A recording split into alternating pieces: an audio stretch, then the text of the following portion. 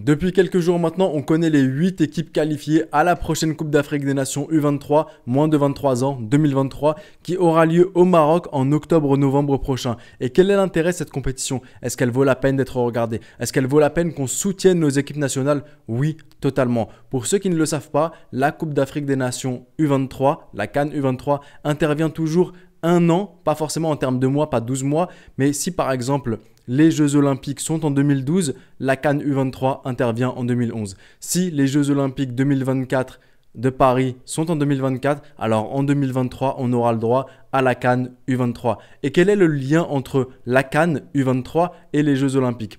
Si par exemple, la CAN U17 et la CAN U20 t'envoient en Coupe du Monde U20 et en Coupe du Monde U17, la CAN U23, elle t'envoie aux Jeux Olympiques. Elle a un but premier, c'est comme toutes les CAN, c'est de remporter un trophée et d'avoir le prestige pour son équipe d'avoir remporté un trophée national. Mais contrairement par exemple à la CAN normale qui, elle, ne qualifie personne, la CAN U17, comme je vous l'ai dit, qualifie à la Coupe du Monde U17, la CAN U20 qualifie certaines équipes à la Coupe du Monde U20 et la CAN U23 qualifie 3 nations africaines aux Jeux Olympiques de l'année qui suit. Et les 3 équipes sont les 2 finalistes, le gagnant de la finale, le perdant, ainsi que celui qui a remporté la petite finale, le match pour la 3e place. Ils sont donc qualifiés pour les Jeux Olympiques. Et quelle est l'importance alors? L'importance, c'est de gagner un trophée, d'être brillant avec son équipe nationale, d'aller aux Jeux Olympiques, par conséquent, d'affronter des équipes qui viennent du monde entier. Mais aussi et surtout, l'importance de cette CAN U23, l'importance des Jeux Olympiques, c'est de préparer ton avenir. C'est de préparer l'avenir de la sélection A, de ta sélection première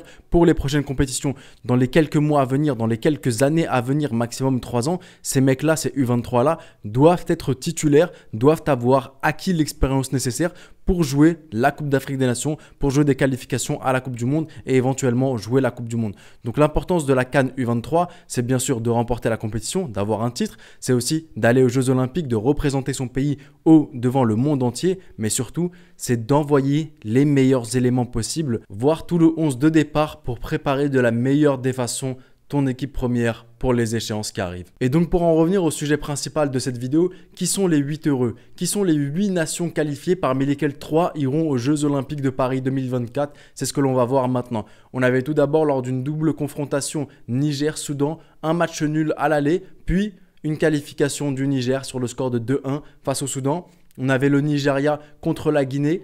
Le Sili national qui fait égalité contre le Nigeria, un Nigeria qui avait participé à la dernière Coupe d'Afrique des Nations U23 organisée en Égypte, qui était sorti lors des phases de poule. Aujourd'hui, le Nigeria n'est même pas qualifié parce qu'au match retour, le Sili national de Guinée l'emporte sur le score de 2-0. On avait Égypte-Zambie, Égypte qui bat au stade international du Caire, ou je crois que c'est au stade du 30 juin de mémoire, 2-0 la Zambie et qui fait honnêtement un match exécrable au retour, 0-0. Mais l'Égypte est qualifié, le tenant du titre, le champion en titre est qualifié pour la prochaine édition. Afrique du Sud, Congo, lors d'une double confrontation, un partout à l'aller, 0-0 au retour, c'est le Congo qui se qualifie. Pourquoi me diriez-vous? Il n'y a pas eu de prolongation, il n'y a pas eu de tir au but. C'est tout simplement parce que contrairement à l'UEFA, à la CAF, en Afrique, le but à l'extérieur est toujours d'actualité. Donc le Congo avait marqué à l'extérieur en Afrique du Sud. Ils étaient donc qualifiés par ce but à l'extérieur.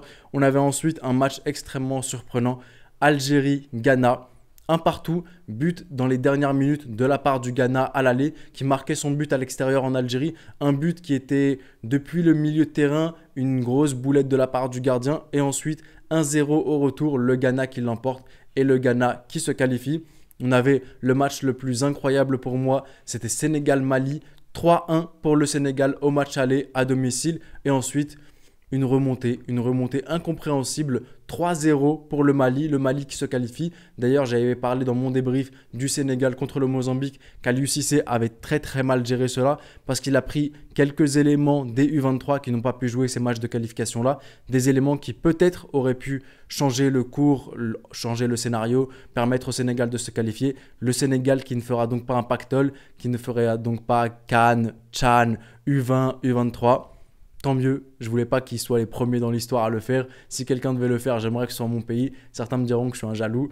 Peut-être oui, mais je veux que mon pays soit toujours le premier, à jamais le premier dans ce genre de choses. Mais en tout cas, hard luck aux frères sénégalais. Et ensuite, dernier match, on a Gabon-Cameroun, cette double confrontation où le Gabon l'avait emporté sur le score de 1-0 à l'aller, puis a fait match nul, un partout au retour. Le Gabon est donc qualifié. On a donc les 8 équipes qualifiées. Bon courage à elle, bonne chance à tout le monde. D'ailleurs, j'ai pas noté, mais le Maroc aussi est qualifié en tant que pays hôte. Il n'avait pas à jouer de match de qualification. En tout cas, félicitations à félicitations à toutes ces équipes-là.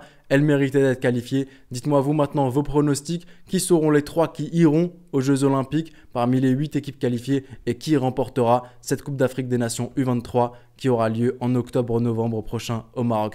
C'était le petit pharaon. Prenez soin de vous et de vos proches et je vous dis... Arrivederci.